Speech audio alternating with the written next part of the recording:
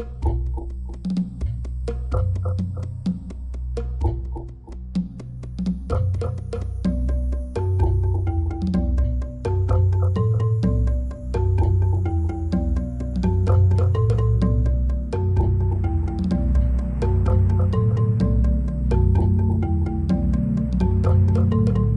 is it I've said before?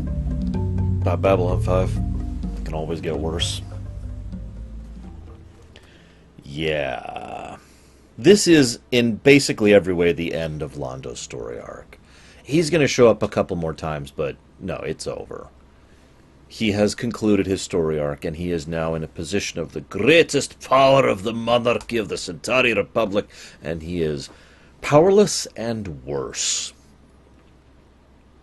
I want to start by talking about the Keepers, because I've wanted to talk about the Keepers in depth for a while. Let me just go ahead and say, I don't actually remember if I've said this before, but I hate the Keepers. No, seriously, I hate the Keepers. And I don't mean, to explain what I mean by that.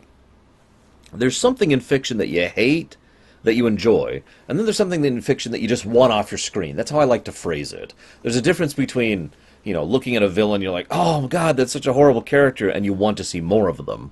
And a character where you want them off the screen because you can't stand them.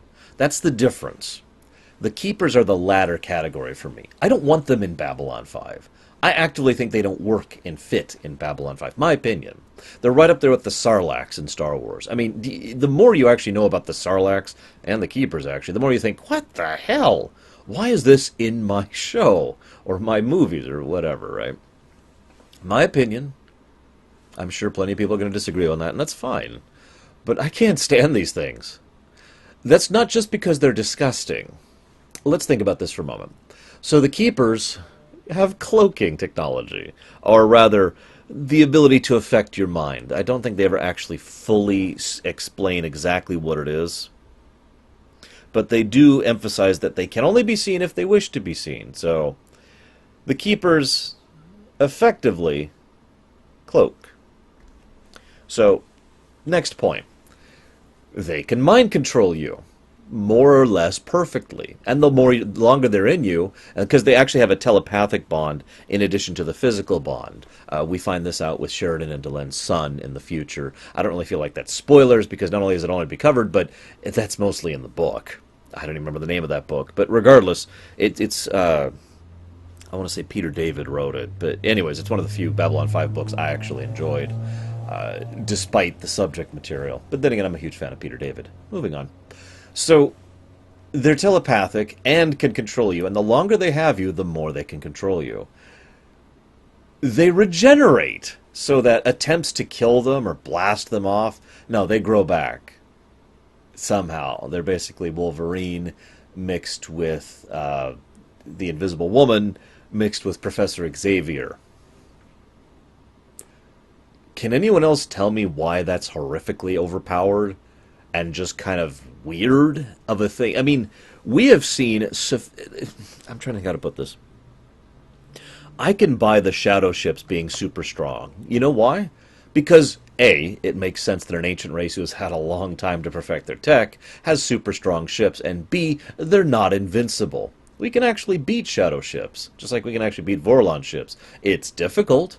And multiple episodes were devoted to the idea of emphasizing just how strong those ships were so we could better appreciate it.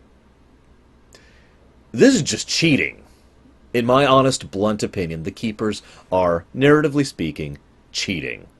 Now, all writers have a tendency to introduce something that's just ridiculously strong into their setting. I do it too. I've heard plenty of people tell me that there's certain aspects of the Imperium that are just too high tier. And I will freely agree to that. No, I really will. I will accept my own failures on this as well.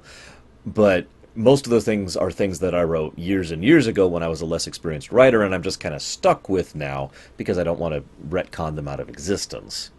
So I look at something like The Keeper and I think, what the hell? Because it reminds me of the same problem I had with the Scimitar over on Star Trek Nemesis. And I mean that sincerely. It's not just that it's a big ship that's strong. It's a big ship that's strong that was made by slaves in secret that has perfect cloak, multi-tiered cloak, that can fire while cloaked, that also has perfect hologram technology, and by the way, a weapon that can destroy planets. All of this built by a bunch of slaves in secret. What? I mean, my suspension of disbelief can only go so far. Now, maybe I'm the only one this bothers, and as ever, I would love to hear you guys' thoughts. But for me, the way I think of it is my suspension of disbelief, which you always have to have in any work of fiction, is like a balloon kind of a thing, a sheet of plastic. You know, you can push it out, and it'll bend quite a ways, but after a certain point, it will just pop. It'll just snap, and then all this, and once it hits that critical moment, everything past that is just nope. I'm no longer willing to be reasonable about this because you've already broken my suspension of disbelief. Does that make sense? I've brought this up before when analyzing Star Trek Voyager and a lot of Star Trek works in general, where I'm okay with A, B, and C, but then they break the bubble and it's like, what the hell is this? I've actually been called out for this, for being like, how dare you use real-life concepts to try and attribute them to fiction? It ever occur to you this is spaceships in space? By the way, that argument's stupid, and anyone making it is stupid. Just making that point. So, once you have officially broken the suspension of disbelief, I'm not willing to give you any leeway anymore. And the Keepers break it for me. They are just too much in too many different ways. And that's ignoring the fact that I hate them. Like, that's in addition to the fact that I hate them. They are gross. They're just gross. And I don't like gross things in general. But also, they utterly and completely ruin so much. It is my blunt opinion that the Keepers do more damage than the Shadows do. Or did, I should say. Now, you might be like, well, that's provably not true. And you're right. Because the Shadows' damage that they did was on a large scale, wiping out planets, destroying space species. That's all horrific. But what the Keepers do is a lot more personal and a lot more messed up. The Keepers destroy lives. The Shadows destroyed people. And I know that's a weird distinction, but there it is. More Morden effect coming into this. My heart goes out to Verini. I looked up his name. Minister Verini. My heart goes out to him. I've already said that, but it bears repeating. He dies with dignity. He's like, I've been many things. I've been silly. I've wasted time. But I am still Centauri. And then he dies. And it's really, really messed up. And then, oh my God, the scene where Londo has to willingly submit. That, to me, is the cruelty of the Drakh. What I mean by that is, it's not that hard to secretly put a keeper on someone. They've done it at least twice that we know of. Probably more than that. And I should probably close this before this affects my green screen effect. There we go. We know this. They did it with Verini and they did it with Captain Jack. But no, Londo has to pull off his coat and stand there and submit to it willingly. As just one final little cruelty of a screw you for what you did to our masters. Because once again, and I mean I've already talked about all this, but it's laid all out here. This is all about revenge. And one other little point. They want a world. I'm going to go and bluntly say that not much is ever really going to be done in the rest of the show about the Drakh and their desire for a world. That's kind of a separate thing. What I am going to say is that, at least in a vacuum here, there's an interesting parallel between the Drakh and the telepaths. No, seriously. Both of them are leftover, let's call them refuse, after the big boys decided to run around. And they even call that out in this episode. In the final coda, they talk about the giants have left the playground, and they left behind their guns. And they flat out say, like the telepath, Lita, like us. The Vorlons left behind the telepaths, the Shadows left behind the Drakh. Both of them want a world to call their own, and a way to make their own life. They're going about it slightly differently. I honestly find myself wondering how many Drakh are left. We know they have a few ships. We know that. We've seen that already. But what I really wonder is what their overall actual power output is. Because if not for the Keepers, I have the impression that the Drakh would be screwed. You have an absolute monarchy, you take control of the monarch, you're good. They effectively have the Centauri under their control. But if they didn't have that, they would have nothing. The guy, played by... I suddenly can't think of his name. He's the guy who played Jack the Ripper back in Comes the Inquisitor. I can't think of the actor's name. Anyways, he makes mention of the fact that they needed the Centauri in a specific position so that they would be willing to accept us, willing to be malleable for whatever it is that they need for them to do their work. And that to me implies that they don't have a lot of resources or personnel or anything on their side other than the, of course, ridiculously overpowered Keeper. Now, if I may be so bold really quick, I bet some people have already argued against me on the Keeper thing, on the validity of this one point, that the Keeper is one of those one-trick pony things, that the Drakh have nothing going for them other than the fact that they have the Keepers. And I could see that. I could see that as an argument being levied. The problem is, at least as far as the show is concerned, there's no actual way to beat a Keeper other than getting really, really drunk, which gives you temporary control. And even then, only if you actually are capable of withstanding that alcohol, whereas your Keeper is not. Remember, the Regent tried that trick and failed. Londo is the one who was actually able to succeed at it in the future. Anyways. Moving on. Let's get on with the episode. So, first thing they do, like right out the bat, first thing I want to talk about is Lennier and Delenn. I know this sounds weird, but why are they in trouble? Now, I'm going to contradict my own question there by immediately giving an answer to it by saying that for me, it feels like Lennier and Delenn are a way to put a personal face on the suffering of what's going on in this particular conflict. The war that has lasted, I think, 2 episodes. Like I said, the war was never the point.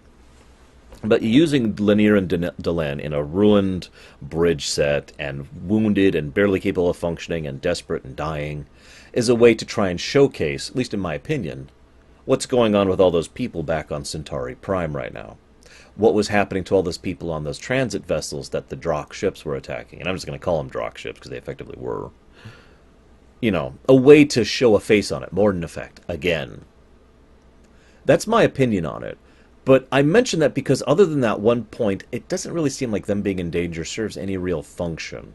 Especially the way they were rescued. I mean, yeah, Lennier gets to confess his feelings, whoop-de-doo. And then, in my opinion, they spend way too much time with Delenn trying to console Lennier. I don't think that was necessary at all. But I have a question for you. First, why did the Drakh let Delenn live? I know Londo pleaded with them, but they don't give a crap. They literally have the ability to mind control him. So why do they give a flying fart about what he cares about or trying to save Delenn? The most common answer I have seen to this is that they just don't care. And so they're like, yeah, okay, we'll save her life, whatever. Brings up a second question, though. It's somewhat unrelated. Do you think they got the order to save her at the last second? Or do you think they were always going to save them and that beeping was actually the buildup of the tractor beam, not the guns? They never actually answer this question to my knowledge, so it's up to you. The episode is clearly slanted to make you think that they're going to kill Delenn. Now, the thing is, that would be a really good trick if not for the fact that we'd already seen Delenn in the future, in The Deconstruction of Falling Stars. Yeah, no, I remember this kind of stuff episode. Maybe I'm the only one, but I do have a bit of Trivial Pursuit brain about stupid little details with regards to continuity. I know Delenn lives through this. There's no tension. Nothing here. That being said, why didn't they die? One of the points I made in the previous episode is that things don't always work out. And Lord knows this episode emphasizes that. The war, if you could call it that, ends. But that's not a victory. This episode ends on a downer. This is a loss for the good guys. Londo... I'm sorry, the flashback sequence where he sees, all of the events throughout the series, little tidbits of clips from Season 1 all the way up to Season 5, and, of course, including his death, was powerful and horrible and actually moved me. Like I said, Londo's story is effectively ended. But, this is not an episode in which things have... This is not a series in which things have to have a good ending. They do not have to successfully conclude. The good guys don't always have to win. So why did they? I mean, they did lose, like I just said. But why did Delenn and Lennier live? Why do that? Why construct that way? Because as a writer, you have the choice there. You omit her scene from Deconstruction. Not hard to do. It's a good scene, but you could omit it very easily. It doesn't really add much to the overall narrative. And You could go ahead and have the two of them, and that's the it. That's the end of it. Or you could have one of them die. Let's say Delenn lives, but Lennier dies. It's not like Lennier has to die in some grand, glorious thing, either. This is a very divisive topic, and I've actually heard a lot of arguments over the years from writers and from deconstructors of writing about how and why and what you should do with character death. I've given my own thoughts on this many times before. But it boils down to the fact that if you want to have a death for a pointless reason, which is generally referred to as a tragic death, then you can do that as long as you present it well. We effectively see the tragic death of Londo in this episode. I mean, yeah, he's still breathing, but he's effectively dead. And we do know that he will have a tragic death, and so will G'Kar. But why not have Lennier have a tragic death here? He doesn't have to die gloriously. He doesn't have to die saving them. He's fading as he gives Delenn the word, use this button, fire things, and then he's fading because he's dying from blood loss. That's a thing. And as they drag the ship away, you could even add a trace of horrific irony. They are finally rescued, but it takes so long to physically get on the ship, get the people out, get them to medical aid that Lennier dies before they can save him. Boom. I know I probably seem obsessed with killing characters, but especially at the end, towards the end of Season 5, why not do something like this? I don't know. Just food for thought. Looking at my notes here. Notice one of the first things that Londo does when he finds out about when the attack begins and he has failed to stop it, is he runs for G'Kar. He's like, go! I need to save G'Kar. Gets him out of there. Saves his life, actually. Now, that's very, very important, and it actually kind of irritates me why. This is science fiction, right? Right? We know things that affect the mind are in this setting. People in the setting know that things affect the mind are in this setting. We know about mind control and telepaths and all that fun stuff. They don't know about the Keepers, of course, except they actually totally do know about the Keepers. Franklin actually dissected one. So Londo is going to rather suddenly start acting very, very out of character. Why does nobody notice or care? Keep in mind, these people trust Londo. Why were they down on the ground there at that final scene? To attend his inauguration. Keep in mind, from a political perspective, they were enemies a few hours ago. And yet they're going to attend his inauguration as emperor? It might have been days. I'm sorry, I shouldn't exaggerate. I don't know how long it's been, but it's implied that it's a really short period of time. They come down, rescue, inauguration, right? So a very short period of time, even if it's days. No, they're there to attend his inauguration because they're his friends. Because they care about him. Because they counted on him to help stop this. And from their perspective, he did. He found out about the Regent's plot, ordered the ceasefire, ordered everything stopped, went along with it. They're ready to welcome him back with open arms, bring him right back into the fold and into the inner circle. And yet he's acting a little bit weird, isn't he? I bring this up because I just want you to picture in your mind, if your friend, someone you maybe didn't like originally but have grown to care about. I mean, Delenn gave him a freaking hug. You remember that? I want you to imagine someone like that just rather suddenly starts acting really, really off. In this episode, we see the connection and bond between Londo and G'Kar. Again, he shows through action how much he cares, how much of a friend, how much he values them. Rushes off. God, yes, here, I'm getting a doctor. I gotta find the Regent. Ugh. And then when he comes back, he doesn't tell G'Kar. I'm going to talk about that in a second. But he's like, look, it's his final scene with G'Kar. It is effectively his final moments. This is Londo's final time being free, and he knows that. And he spends that with G'Kar. Now, G'Kar doesn't understand the significance of that, but Londo pretty much flat out comes out and is like, look. He lays it out. G'Kar gets it. The two even embrace, not a full-on, bro hug or whatever, but the two lock arms. G'Kar forgives him. I'm actually tearing up a little bit about this. Do you understand how significant that is, that G'Kar forgives him? Especially how much of a significance it was when Londo apologized. Not because he was caught, but because he was sorry. You remember that? The very long night of Londo Mollari? You remember that? And then you go from that to how he begins to act. Basically, henceforth, the angry, hostile emperor of the Centauri. Why does no one follow up on this? That actually bugs me. Maybe that was the intent.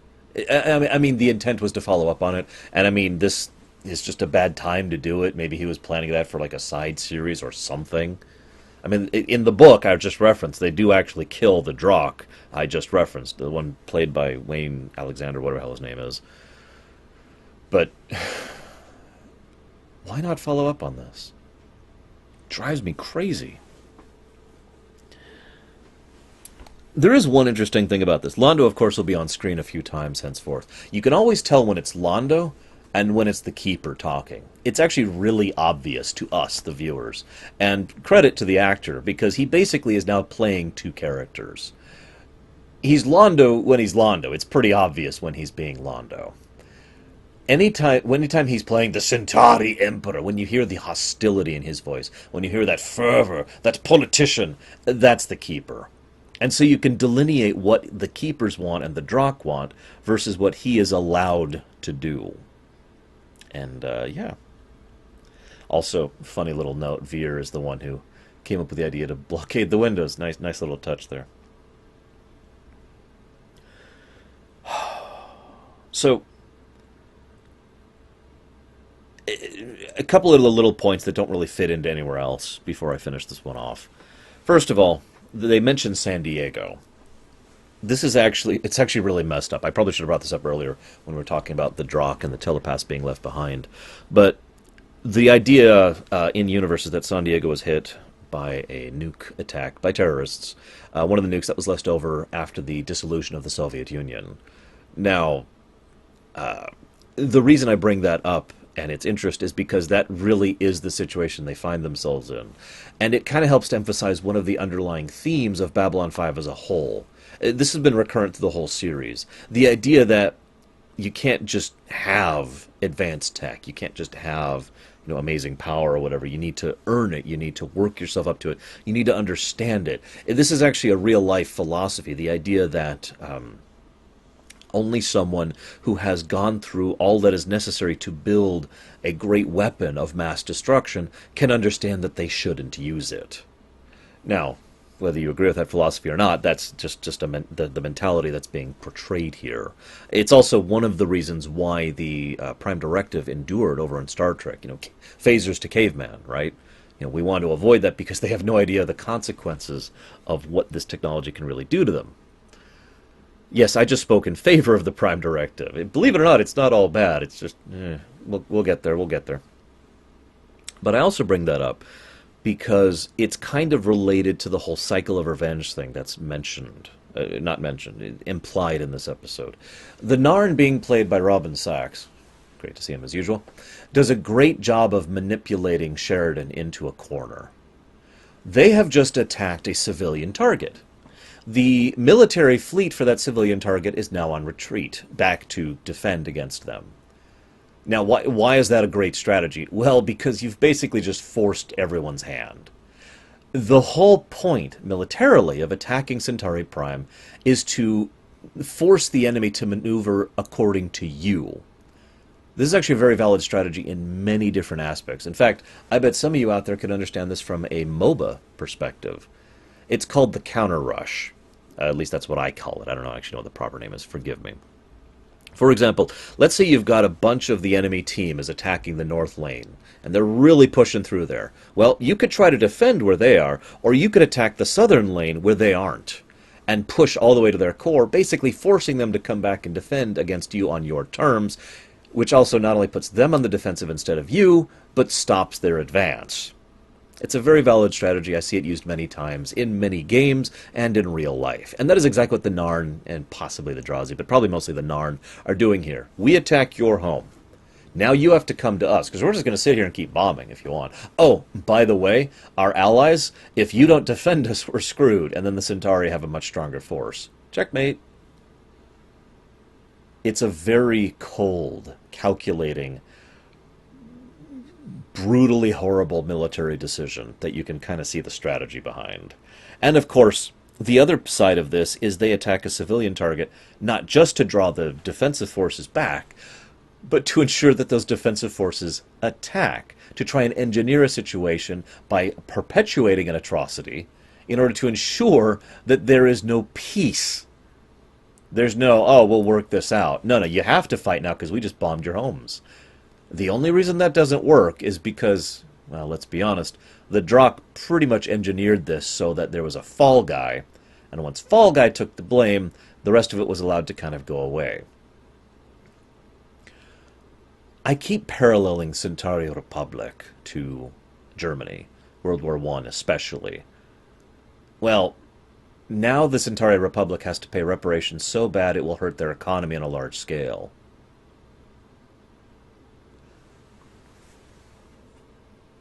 I don't have anything else to add to that, except for the fact that that's why this is a loss. That's why this episode is actually a failure for the good guys. Okay, so now that we got that little bundle of joy out of the way, keep in mind, I wanted to kill Lanier in this episode. It could have been even worse. I'd love to hear you guys' thoughts. As usual, we'll be going ahead with the next episode, which I don't remember what it is off the top of my head. The last few really blur in my mind. So we'll be going ahead with whatever the next episode is, tomorrow or next week. I'm not sure what it is. Either way, I'll see you around, guys.